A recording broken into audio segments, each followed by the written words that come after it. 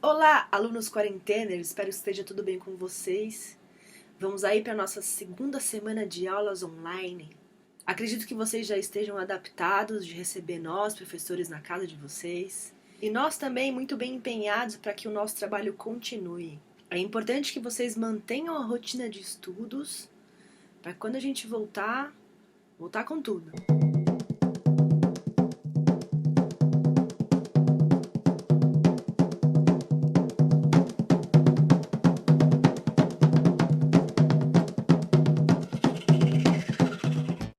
Então vamos lá, queridos alunos do 8º e do 9º ano, aula de número 8. Gestos. Vimos anteriormente que o corpo é a nossa ferramenta de expressão, não é mesmo? E é a nossa ferramenta mais potente, que possibilita a comunicação dos sentimentos e das ideias, não só através da linguagem verbal, a falada, mas também da linguagem não verbal, aquela que não se estabelece por meio de palavras, mas sim muitas vezes por expressões faciais e gestos, tudo aquilo que gostaríamos ou não de comunicar. Né? Porque às vezes a gente tá lá pensativo, ou a gente não gosta de alguma coisa, e a gente mostra na nossa cara, no nosso corpo, que a gente não gostou mesmo. Então, o que é gesto? Gesto é o movimento do corpo, especialmente das mãos, braços e cabeça, voluntário ou involuntário, que revela o nosso estado psicológico ou a intenção de exprimir ou realizar algo, como por exemplo, acenar.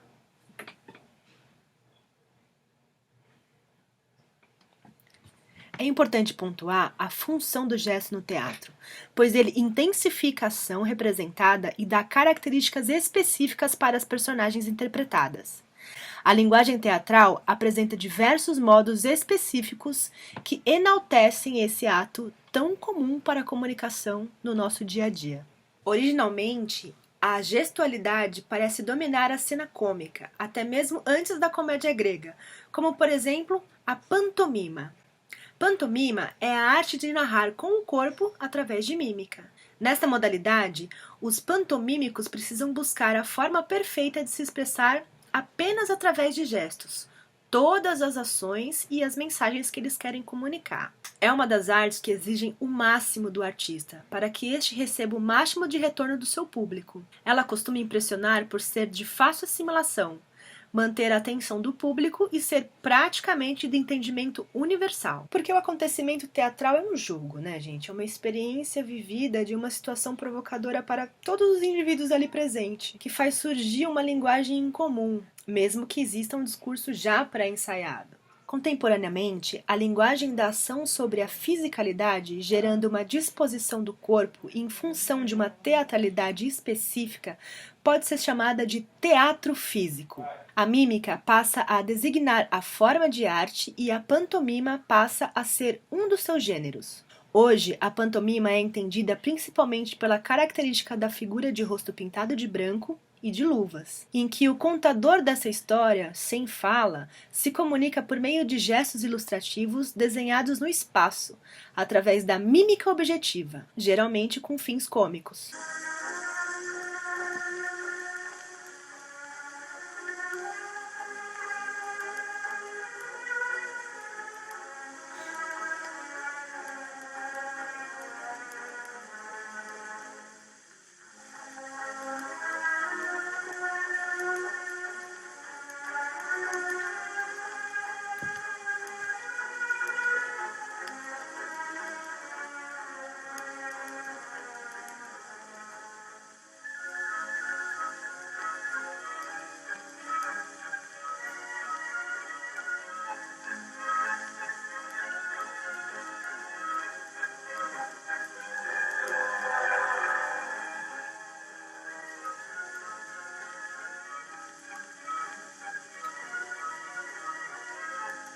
No entanto, a mímica possui uma atuação mais abrangente. Nela, o mímico utiliza o potencial de seu corpo como um todo, isto é, corpo, voz e pensamento integrados em sua expressão.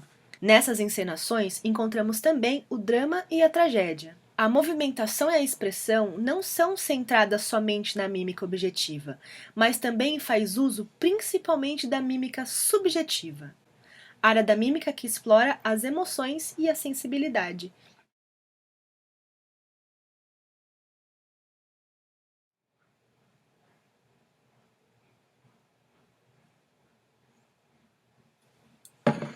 O gestual subjetivo é centrado nas metáforas. É quando se cria uma ilusão com uma parede. Ela não representa esse objeto em si, entendeu? Ela é um sentimento, uma sensação a respeito. Nesse caso, a parede criada pode representar a prisão dos pensamentos ou qualquer outro estado interior. A definição mais comum para o teatro físico é de um trabalho que pode se utilizar de texto, mas tem como foco principal o trabalho físico dos artistas. Eu não estou falando de ter físico, tanquinho. Não, não é isso não, gente. São seus corpos em movimentos no espaço.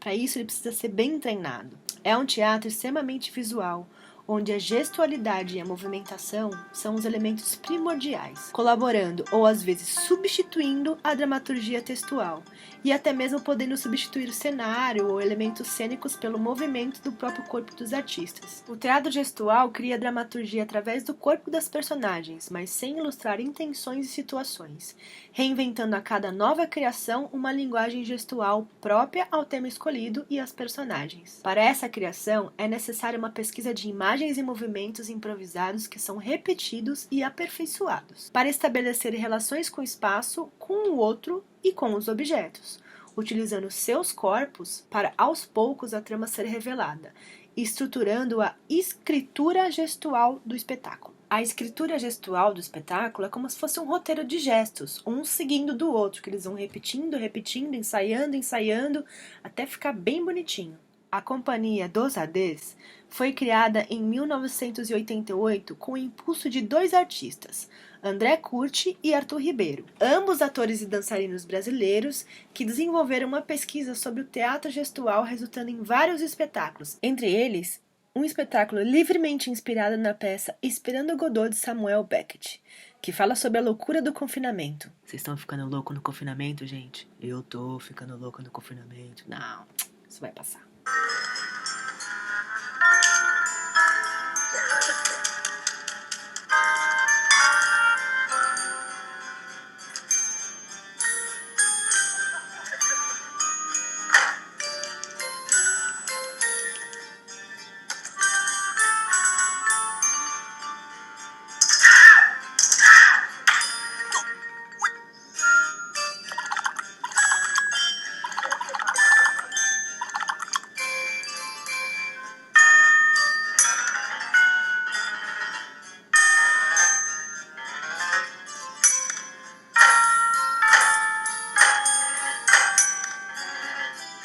A ideia deles era levar adiante a pesquisa sobre a expressividade do movimento, junta dos objetos e da musicalidade, mostrando as pequenas loucuras solitárias, delírios, rituais de sobrevivência através de uma gestualidade poética. O espetáculo é uma criação gestual, plena de emoções, que navega entre a ternura de risos inesperados, oscilando entre tragédia e comédia. Eles se amparam aos gestos do cotidiano com uma musicalidade constantemente renovada e uma interessante criação teatral. A gente encontra também na linguagem cinematográfica bastante linguagem gestual. Apesar de existir bastante intenção nas trilhas sonoras e até algumas legendas, os filmes mudos necessitavam de uma ênfase maior na expressão corporal e facial, para que a sua audiência compreendesse a representação. Atualmente podemos considerar essa superrepresentação dos atores da época um exagero, mas essa característica contribuiu para que as comédias mudas se tornassem mais populares do que os dramas, por causa do exagero da representação, entendeu? E da velocidade da rodagem. Então, eles iam rapidinho e aquilo ficava meio engraçado e fugia um pouco da realidade, né, gente? Por tornar os movimentos dos atores rápidos, fora do cotidiano. E o estilo de atuação era aquela coisa melodramática, exagerada, né? Por quê? Porque a maioria dos atores, eles foram formados no teatro. Eles não existia o cinema, não sabia como se atuar no cinema. Não sabia que aquilo ia virar uma linguagem. Então eles representavam da mesma forma nos filmes como eles representavam nos palcos, achando que essa linguagem estava certa. E os diretores até pediam para os seus atores que fizessem as expressões mais exageradas.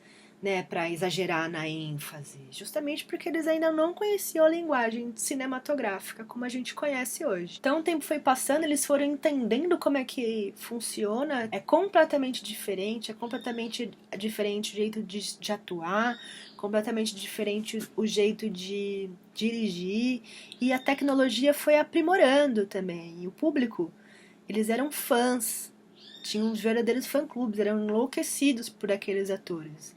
E eles queriam ver os atores em cena, não queriam ver o drama, aquela coisa exagerada, engraçada.